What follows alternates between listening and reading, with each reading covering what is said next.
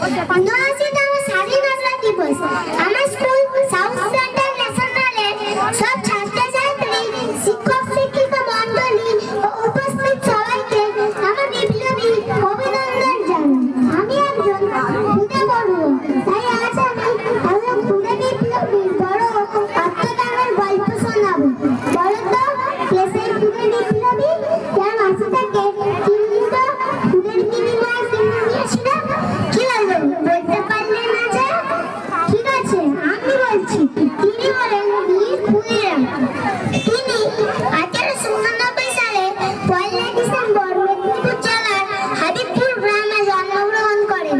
পিতা ত্রৈলোক্যনাথ বসু, মাতা লক্ষ্মীপ্রিয়া দেবী।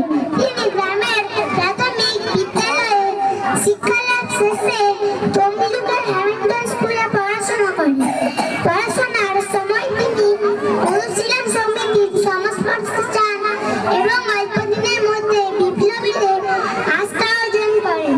তখন ক্ষুদিরাম এবং পপুলারিটির দায়িত্ব পড়ে অত্যাচারী কিংসফোর্ডকে হত্যা করার। দুই বন্ধু মিলে আছে যত সময়ে বিহারের মুজফ্ফরপুরে অপেক্ষা করতে থাকে কিংসফোর্ডের গাড়ি কখন আসবে। যত সময়ে সেই গাড়ি চলে আসে। লিচু বাগান থেকে বন্দে মাতরম ধ্বনির মধ্য দিয়ে নিক্ষেপ হয় দুটি তাজা বোমা। দুই বন্ধু চলে যান দুই দিকে। দুর্ভাগ্যবশত সেই গাড়িতে ছিলেন না কিংসফোর্ড, ছিলেন মিসেস কেনেডি ও তার কন্যা। পপুলারিটি গ্রেপ্তার হওয়ার আগেই নিজের রিভলভারের গুলিতে মাটিতে লুটিয়ে পড়ে এবং শহীদ হয়ে মৃত্যুবরণ করে। এদিকে ব্রিটিশ সরকারের পুলিশ ধন্য হয়ে খুঁজছে আরো একজনকে।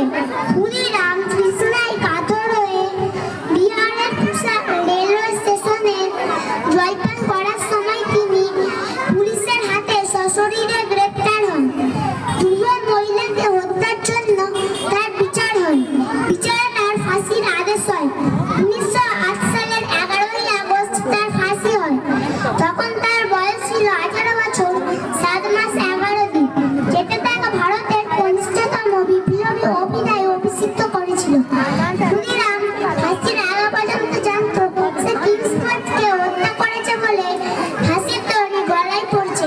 কিন্তু বিচারক যখন জিজ্ঞাসা করলেন, খোকা, তোমাকে কেন ফাঁসি দেওয়া হচ্ছে, তুমি তাকে জানো?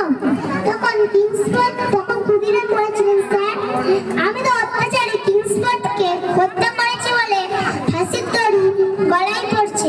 কিন্তু বিচারক বললেন, না, তুমি কিংসফোর্ড নয়, তুমি হত্যা করেছো মিসেস কেনেডি ও তার কন্যাকে। ক্ষুদিরাম বলেছিলেন, স্যার, আমাকে যদি ফাঁসি দিতেই হয়, ওই অত্যাচারী কিংসফোর্ডকে হত্যা করার একটা সুযোগ দিন। সে ক্ষুদিরাম শেষবারের মতো দেখতে চেয়েছিল তার মাসিকে। নিজের হাসি মুখে ফাঁসির দড়ি গলায় পড়ে নিয়েছিল, যা দেখে বিচারক চমকে উঠেছিল, ভয় পেয়ে গিয়েছিল। চলে গেল এক ক্ষুদিরাম, কিন্তু রেখে গেল শত কোটি ক্ষুদিরাম। সেদিন ইংরেজ সরকার ভয় পেয়ে গিয়েছিল, আর কবি উদাত্ত কণ্ঠে গেয়ে উঠেছিল,